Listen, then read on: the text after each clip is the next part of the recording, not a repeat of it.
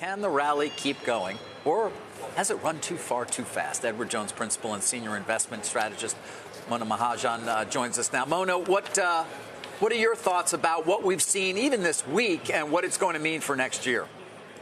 Yeah, thanks, David. And look, the Fed certainly injected a dose of holiday cheer this week. You know, not only did they outline a dot plot that was really pointing to a glide path towards sub 3% Fed funds rate by 2026. They also implicitly kind of endorsed a soft landing in the economy by keeping that unemployment rate steady at 4.1% through 2026 as well. So, you know, the economy could cool.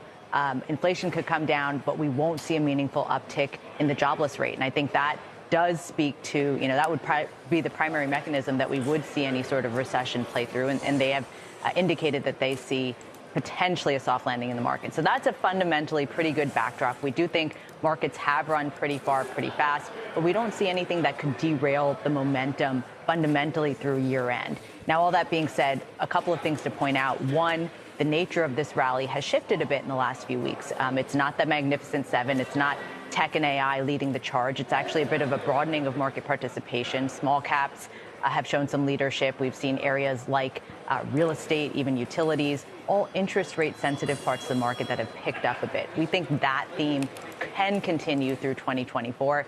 And in fact, the other theme we'd point to is the CD money and the cash-like instruments that have built up over $6 trillion in that war chest. As rates are coming down, as inflation is moderating, we think there'll be an opportunity to deploy some of that into a broadening of market participation in the year ahead. Yeah, I mean, there are some who believe that'll still end up going into Treasuries, perhaps, grab those yields while they're still available, or at least a certain level. But you do think a lot of it will end up in the equity markets? Yeah, you know, we do think historically, when you look at the backdrop in a Fed that is, or with a Fed that is cutting rates, and we are not in a recessionary environment. And by the way, we have an election year, which year 4 does tend to be positive in an election year cycle as well.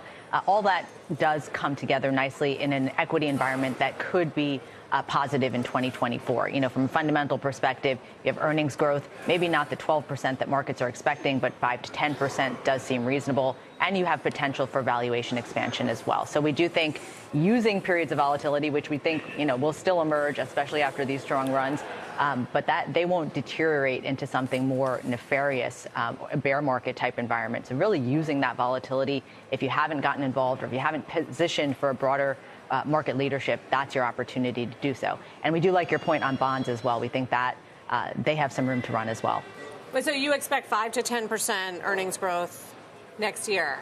I'm wondering how that syncs up with, even if it's a soft landing, we're expecting decelerating growth. We're hearing that from companies across industries, and that is part of the Fed's plan.